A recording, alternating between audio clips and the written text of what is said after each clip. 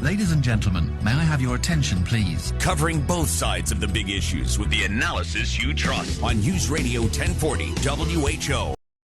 According to a survey of 1,000 hiring managers, 32% of those managers admitted they knowingly ask illegal questions. Now think about this. We got a workforce shortage in Iowa.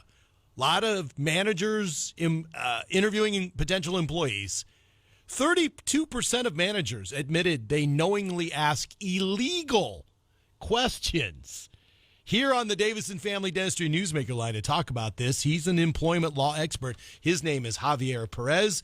And Javier, welcome back to WHO Radio. Good morning. Good morning. Thanks for having me back. So, Javier, what kind of questions are we talking about? What kind of questions, if I'm sitting there in a job interview, I was going to set off the alarm bells, and I'm going to say that they can't ask that. Absolutely. It's all the things that are protected by law. So asking about someone's age, where they were born, what if they have a disability, do they plan to get pregnant? Are they pregnant now? What's their real where are they really from? Kind of an ethnicity sort of question. Questions about religion are the hot issues. And yet, Javier, in this survey, there are managers saying, I knowingly do ask illegal questions. Why are they doing that? I think often, as we know, this sort of questions can lead to prejudice or assumptions about the person. I think it's just kind of a shortcut that people take to kind of find out more in a short period of time in that setting. Unfortunately for some, a lot of those topics are kind of off limits and really shouldn't be part of the decision-making process. So, for example, how old are you? Maybe a hiring manager is concerned, like, well, how long is this person going to be able to work for me if they're already kind of getting up there? Yeah. That's one example, but that'd be kind of out of bounds.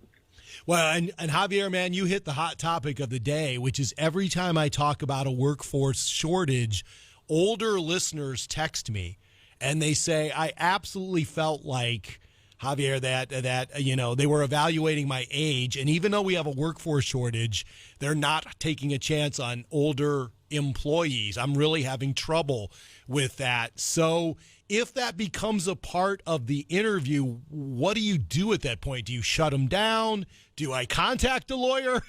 What do I do? Oh, man. That does put people in a tough position. It really is a question of kind of, does that play a role in you not getting hired? Yeah.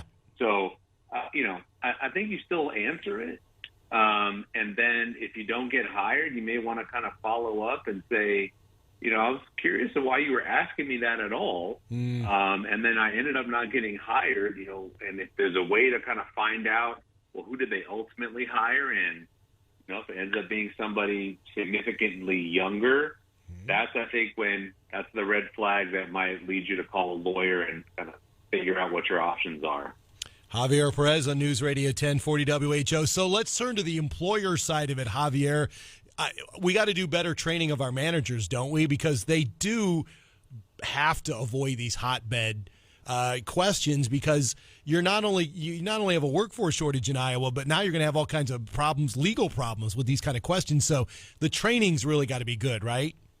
Absolutely. And I think that's what's so surprising about the survey is these folks ought to know better than kind of wade into those waters, because that's been the law now, 60 plus years. Yeah. That you can't consider these prohibited reasons in an employment decision. So there's really no reason to ask for them, and all it does is open you up to potential lawsuit. Yeah. There's all kinds of red flags that an applicant could give you at an interview, but you can't go fishing for these things that are gonna maybe get you sued. Employment law expert Javier Pérez talking about a very important topic with a workforce development shortage going on in Iowa. Javier, thanks for joining me this morning.